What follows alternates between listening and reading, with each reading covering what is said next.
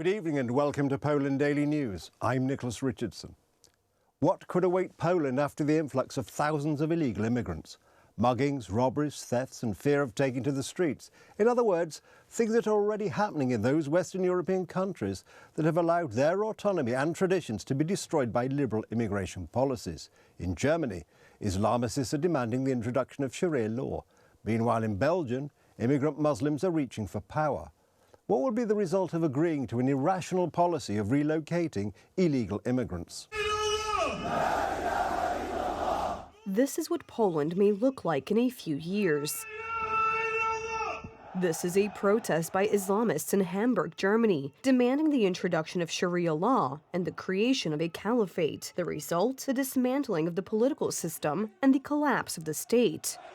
Germany has been facing rising crime rates since it opened its borders to migrants from Africa and Asia. According to statistics, the number of criminal offenses in Germany increased by 5.5% last year, the highest level since 2016.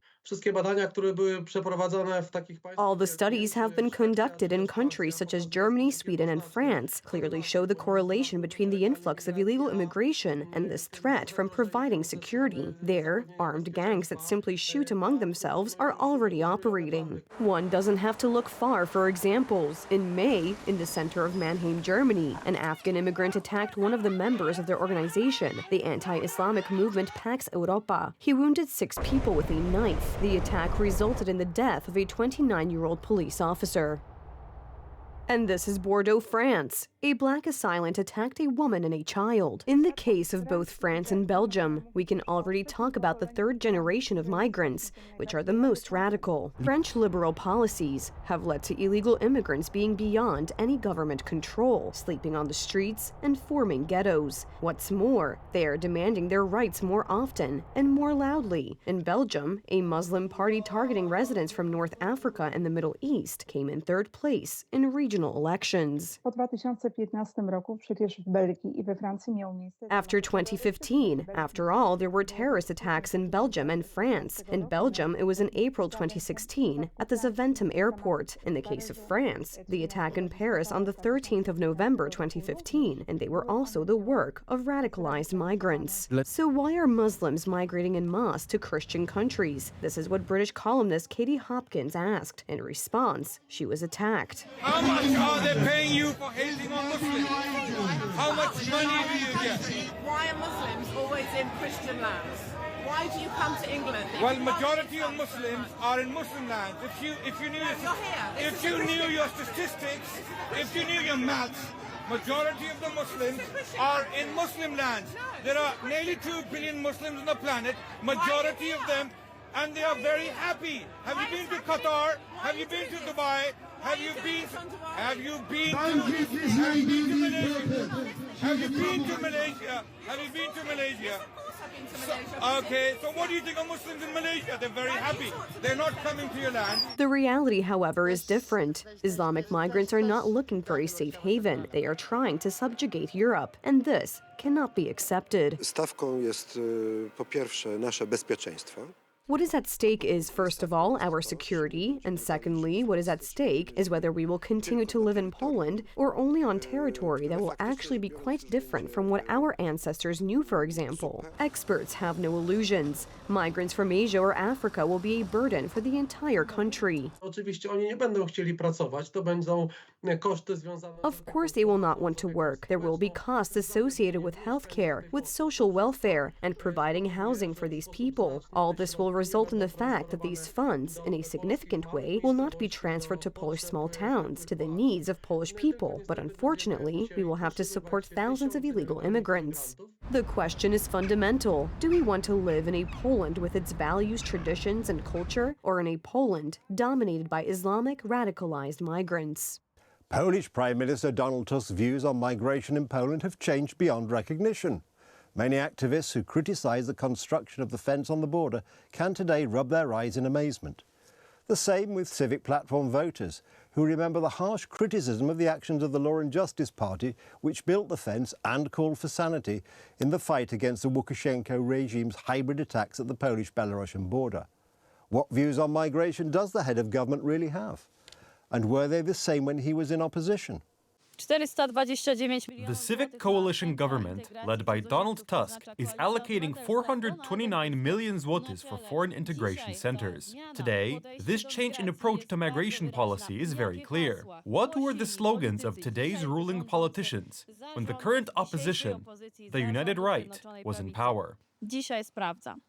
We will not respect or implement any European or EU ideas if we are sure that they will harm our security. Nobody can force or convince me.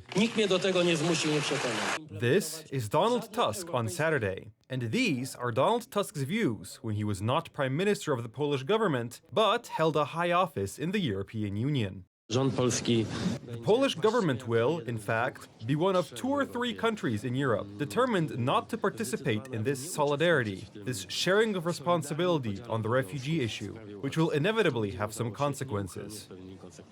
What has changed? Could he really have changed his mind so drastically?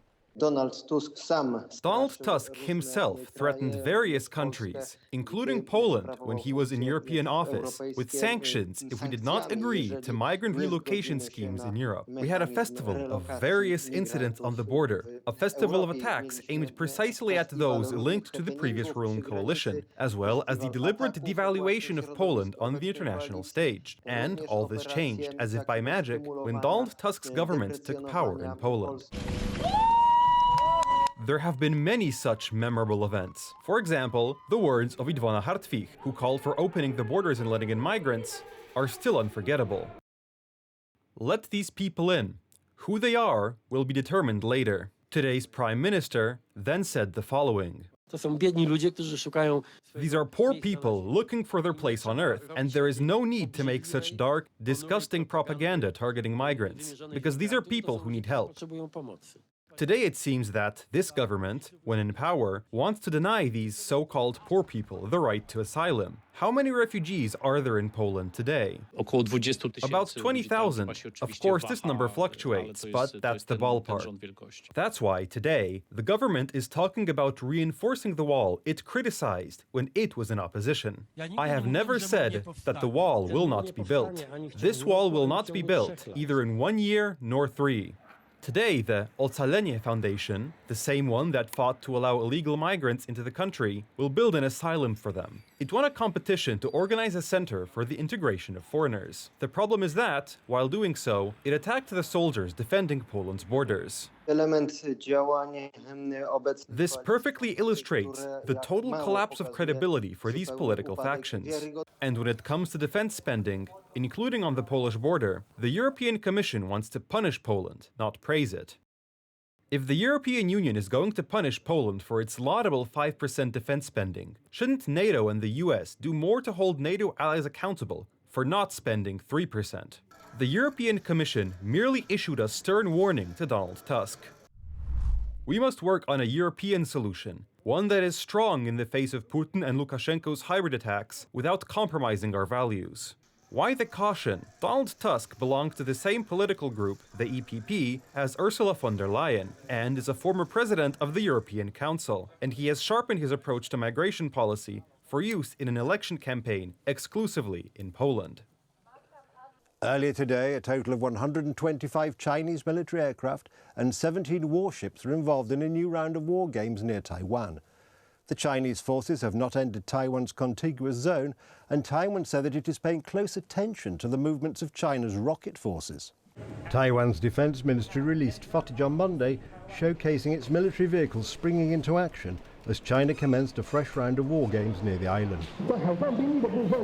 As for the military power at sea, there were 17 warships. Among them, 4 were off the southeast coast. There were 17 other Coast Guard vessels, 3 to the north, 2 near the Meridian Line, 3 to the southwest and 4 to the east. There were 5 others near the outlying islands. There were 125 military aircraft, including fighter jets and drones. The Chinese military said the drills were a warning to the separatist acts of Taiwan independence forces, drawing condemnation from the Taipei and US governments. The Joint Sword 2024B drills took place in the Taiwan Strait and areas to the north, south and east of Taiwan. Chinese warship formations, destroyers and aircraft were approaching Taiwan in close proximity from different directions, focusing on sea-air combat readiness patrols, blockading key ports and areas, and assaulting maritime and ground targets, the commander added. The Chinese military later said the drills had concluded. Beijing residents expressed hope for peace in the region as China's military launched a new round of exercises near Taiwan, saying it was a warning to the separatist acts of Taiwan Independence Forces, drawing condemnation from the Taipei and US governments. For us ordinary people, war is definitely not wanted. Whether it is for Taiwan or any other country, we do not want such a horrible event as war to happen. They will have a significant impact on our lives and also harm the rights and interests of others.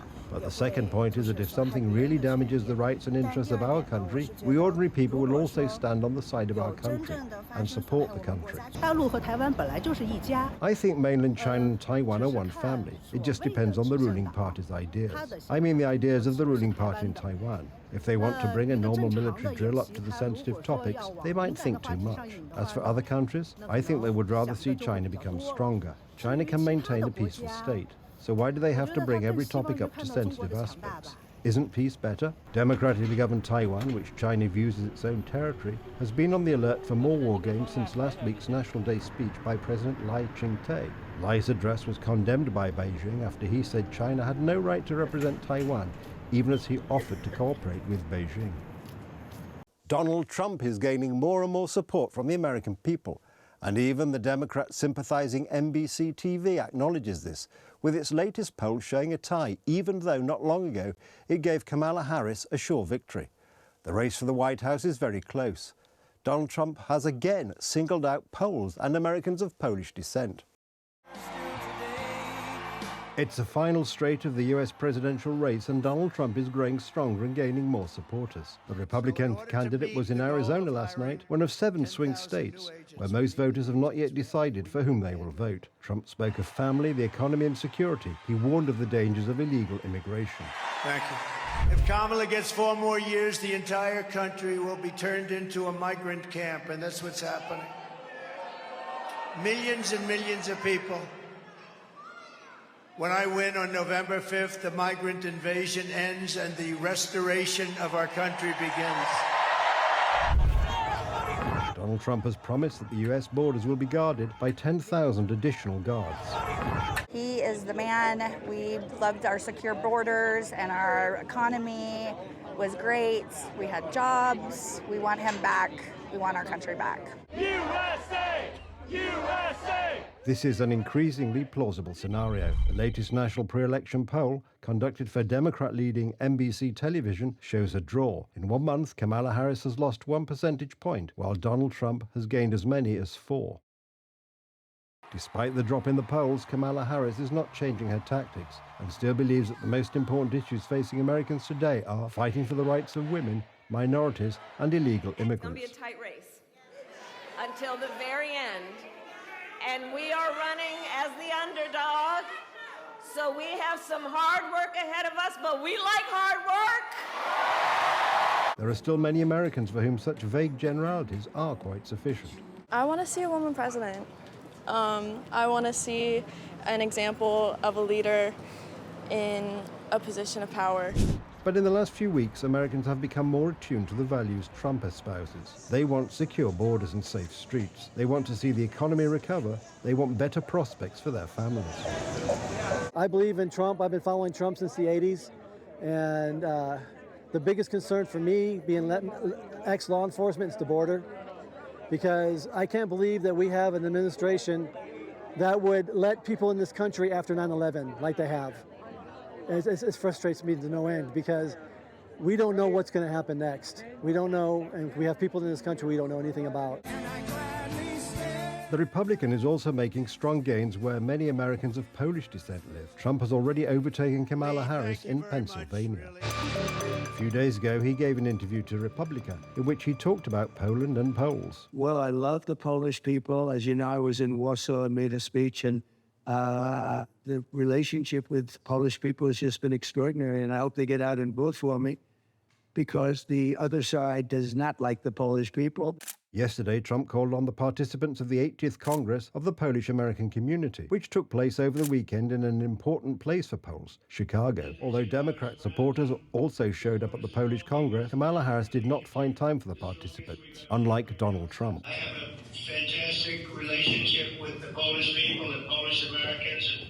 I view it as you're just incredible. You're proud, you're hardworking patriot. It was great being with you as president. As you know, I was proud to support a strong U.S.-Poland relationship, the strongest we've ever had. Right now, it's not. Donald Trump assured the participants of the Congress that if he wins, he will do everything to protect Poland and get Polish-American relations back on track. Save America, save Poland, and save the West. And I know that every single person in this room is up to the task. I want to thank you. God bless Poland. God bless the United States. God bless President Trump. Let's go win this thing. With the race so close, the votes of Americans of Polish descent could prove to be decisive. That's the news. Thank you for watching, and from me, it's have a good night and a better tomorrow.